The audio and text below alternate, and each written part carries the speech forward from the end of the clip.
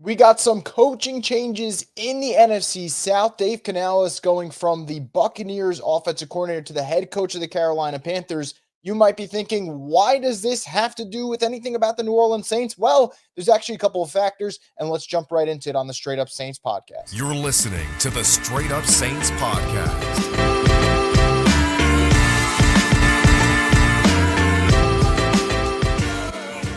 What is up, Houdat Nation? Welcome back inside another edition of the Straight Up Saints podcast. I'm your host, Chris Rosvogel, and as always, we're brought to you by Scott Vicknair Injury Lawyers. So, like I mentioned at the top, Dave Canales, the offensive coordinator of the Buccaneers, who was there for just one season and did marvelous work with Baker Mayfield, getting him to revitalize his career, fixing an offense that looked anemic, and all of a sudden that offense, because they started to get going under Canales, turned into a division winner, albeit at 9-8, but get to the divisional round of the playoffs and fought pretty hard against the Detroit Lions. So their season comes to an end. Canales interviews again with the Carolina Panthers, and he accepts that head coaching job, and it's going to have ripple effects through the entire NFC South. Let's start off with the Panthers situation. They get their head coach, who they believe could fix, revitalize Bryce Young, who looked, let's be honest, broken for the majority of his rookie season with the Panthers. So that's what they get out of it.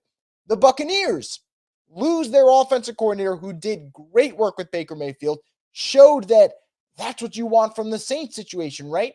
Like, look, I know I'm not naive. I know Saints fans want Dennis Allen gone. I am someone who wants Dennis Allen gone. I'm not going to flip my opinion on it. That's been my stance.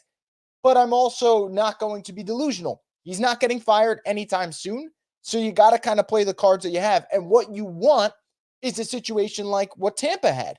Todd Bowles makes an offensive coordinator change, brings in Dave Canales, and Dave Canales did an excellent job, and in 1 year's time, parlays that promotion to OC into a promotion to head coach.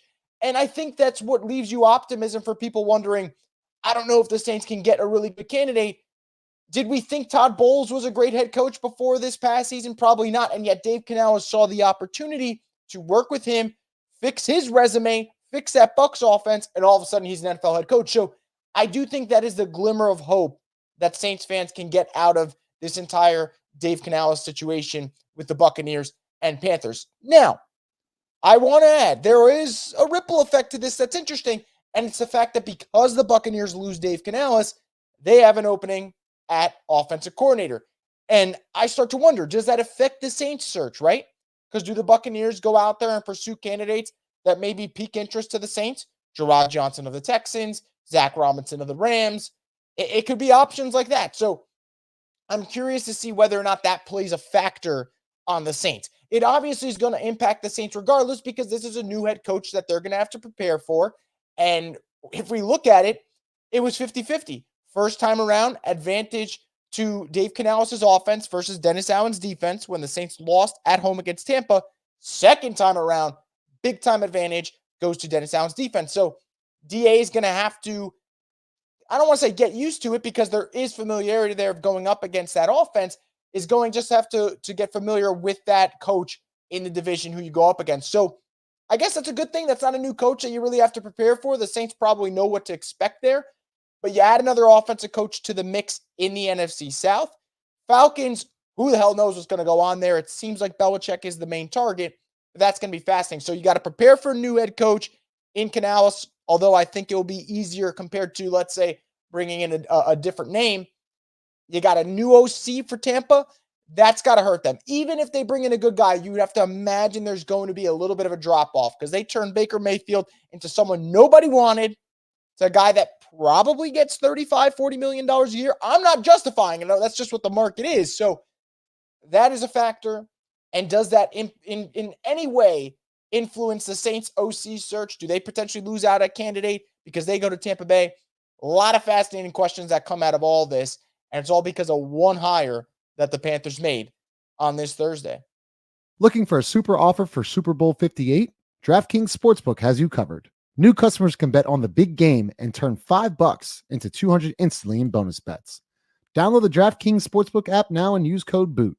New customers can bet $5 to get $200 instantly in bonus bets.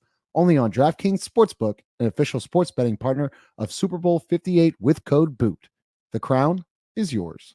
Gambling problem? Call 1-800-GAMBLER. Must be 21 or older in most eligible states. but age varies by jurisdiction. See DraftKings.com/sportsbook for details and state-specific responsible gambling resources. Eligibility and deposit restrictions apply. Bonus bets expire 168 hours after issuance.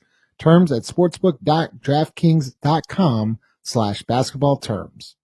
So let me know what you think about this hire for the Panthers in terms of how does it affect the Saints? Do you think it's a little bit of a challenge now adding a offensive-minded coach with Bryce Young? Does that make the Panthers more of a threat? I'd imagine the answer is yes. It's hard to see them get worse than what they were last year, but how does that impact the team?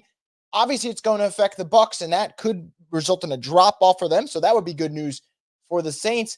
But let me know what you think about this in terms of the grand scheme of things. Do you think it affects the Saints? Let me know in the comment section below, and I'll get back to you. And as always, make sure to subscribe to Boot Crew Media's YouTube page for more videos like this in the future from the Straight Up Saints podcast, the destination for the Who Dat Nation.